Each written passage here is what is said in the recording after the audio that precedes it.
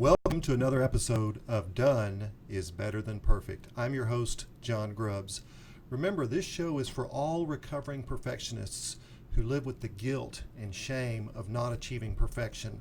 And my purpose here is to give you information and content that will not only enrich your lives, but also, help you grow intellectually so that as a viewer of this show, as someone who follows this work, that you have the opportunity to get smarter wherever you are.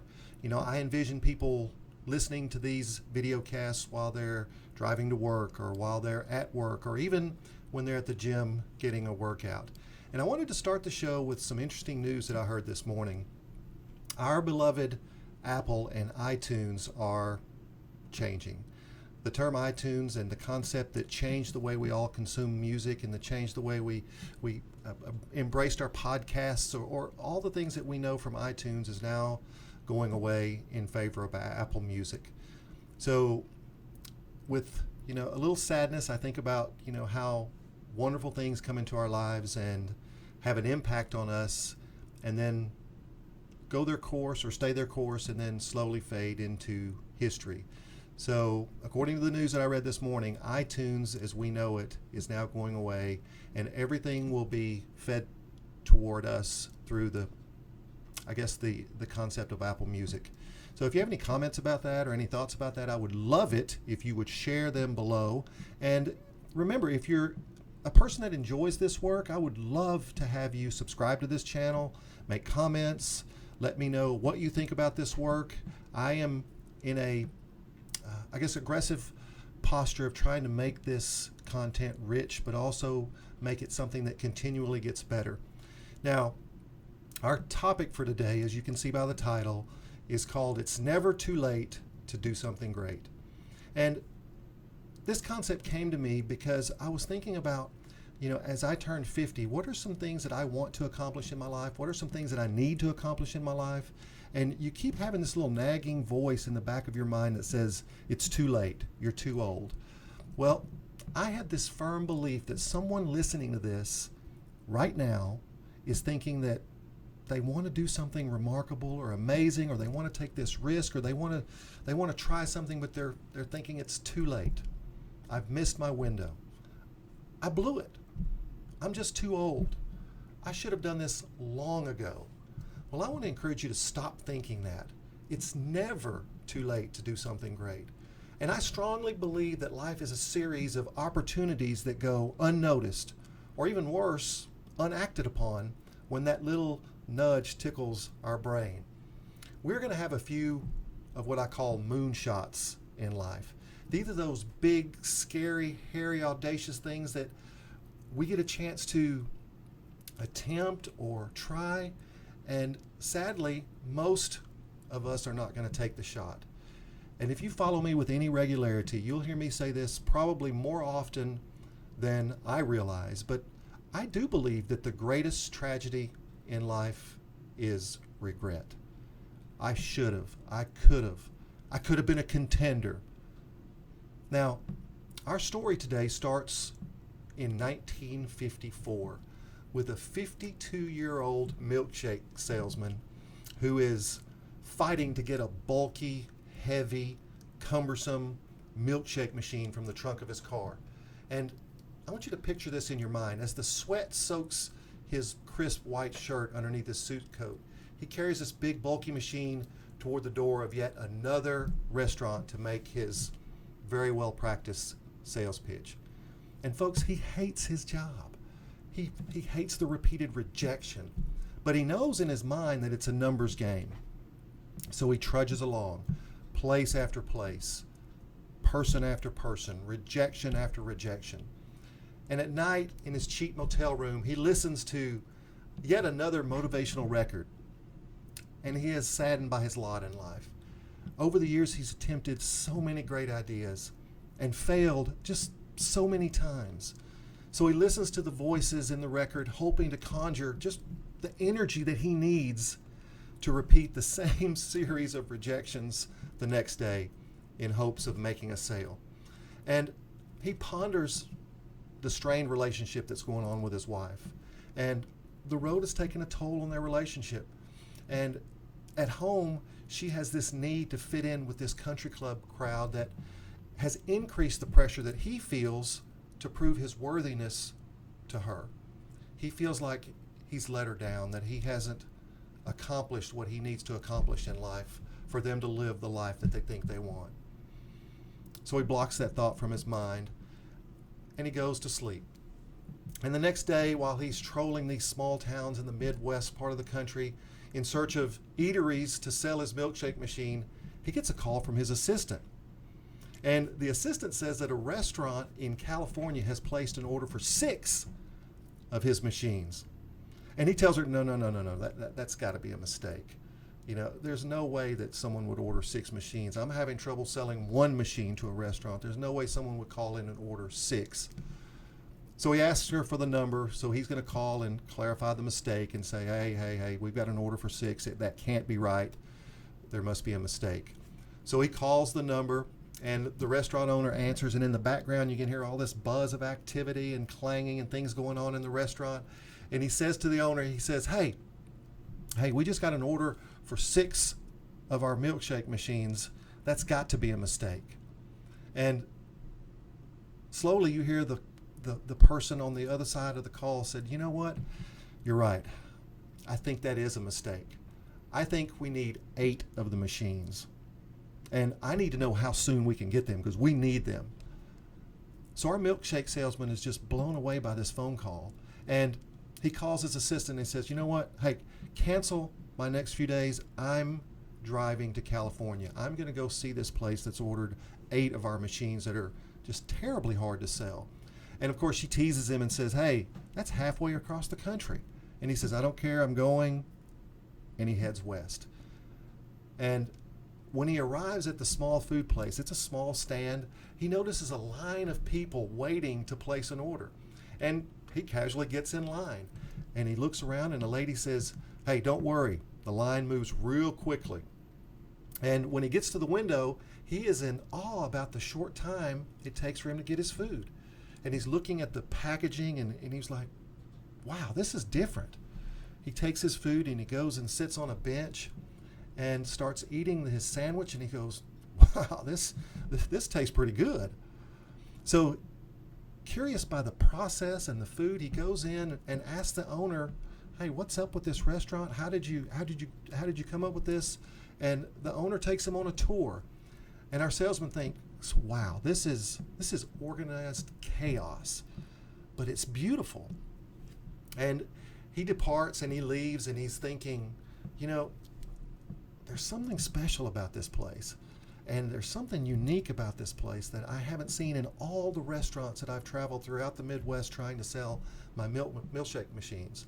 And after a short period of time, he returns to the owners and proclaims one word: franchise. You guys need to franchise this restaurant.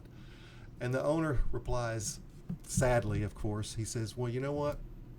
We've tried that. And it just didn't work. There's no way we can replicate the system or the quality of our work around here. And the milkshake salesman hangs his head and he departs again going, oh, man, that there's something there. And the little brain tickle doesn't go away. It only intensifies. So after a few days, he returns and with his, practice sales pitch, all the things that he had done in his life has kind of prepared him for this moment. He goes back in and he convinces the owner that, hey, let me try. I don't have any money. He says, but I think I can sell this for you. And because of his passion and his energy, the restaurant owner says, okay, we'll let you try. And our salesman gets the green light, and he takes his idea back to the Midwest, back to his home. And his first thought is, hey, I've got all these contacts at the country club. They have money, and I can sell them a franchise. And if you picture this guy, our salesman, our milkshake salesman, sitting at a table with these rich people that have money, and they're ridiculing him, because this is another scheme that he's brought to them, asking for an investment, asking them to trust him with their money. And embarrassed and ashamed, he fights through it. He doesn't give up. And even his wife makes fun of his new idea. So he secretly mortgages his home and starts his first franchise. And he uses that first restaurant, which he replicated the systems that he saw in San Bernardino, California, and he gets some of his rich friends to make the investment, to take the challenge. And at first, things are great. It's wonderful. He's selling these franchises. He's making a little bit of money off the money that they paid to the original owners, and life is great. But he slowly begins to notice that the rich investors, they don't have the same passion for the business. For them, it's just an investment. They don't love the systems. They don't love the food, not as our salesman does. And as you might imagine, some of the restaurants start to drift from the consistency and the very model that made them a success. And then he realizes that these people are not the people that he needs to own a franchise. He says, I need young, hungry couples that have an urge to go all in for their business. And he feels that those people would have the same passion to go pick up trash in the parking lot at the end of a day. And he thinks that that type of owner would become the future of this franchise. He thinks they are the magic that will allow him to grow this business. And of course, he's right. The franchise starts to grow. And after 12 years of working and tweaking and fine-tuning the systems in this restaurant, building consistency, our milkshake salesman goes back to the original owner and convinces him to sell him the name of the business. And after all, the owner says yes, because all he's doing is making money and doing nothing. He's got his original restaurant, and now he's making money from doing nothing, and he feels this guy can make him some more money. So now the salesman, armed with the rights to the name of the system and the process, all these different things, he risks everything. He goes all in again to try to catapult this business across the country. And of course, today, the restaurant is the largest small business in the world, with eateries in every developed part of the globe. Everyone listening to this, including those of you out there who think it's too late, has eaten his food. Our salesman is Ray Kroc, and if you don't know that name, you certainly know his business. Ray Kroc is the founder of McDonald's as we know it. And I want to ask you something. I want you to think about what your moonshot is. What are you contemplating right now that you're afraid to try? You know, what's going on in your mind when you get that little brain tickle that says, hey, you should try this, you should do this? And it doesn't necessarily mean starting a business. It could be writing a book. It could be publishing a song. It could be, going back to school.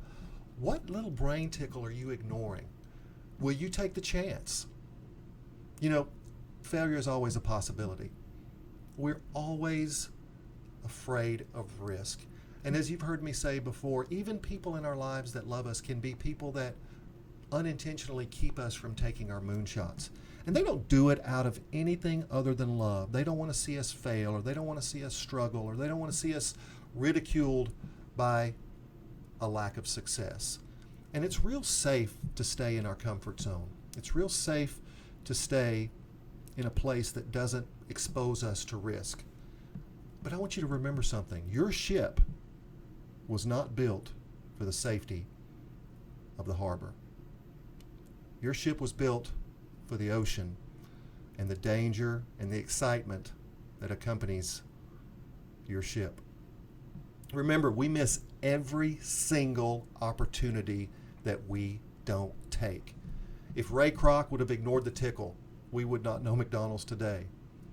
Bernie Marcus founded Home Depot at age 50. And probably my favorite story of all, which I'll save for another day, is about Harlan Sanders. We know him as Colonel, who started KFC at the ripe old age of 65.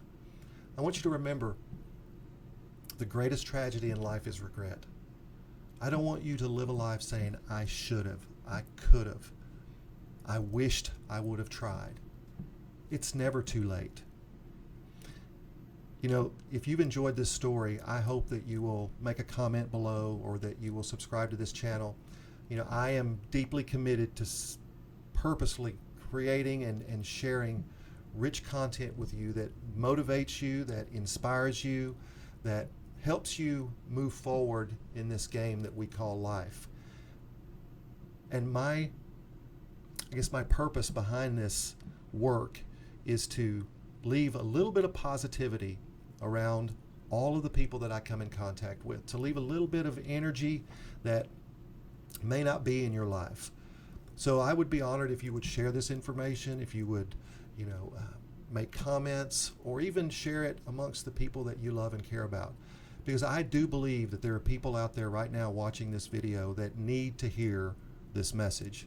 And this message is meant to give you that little nudge of encouragement that goes with the tickle in your brain to try something new or to do something that is a little bit scary.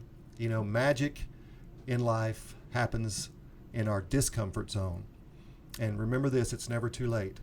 So I always end my videos by helping you remember one important message: that done is better than perfect. I'll see you next time.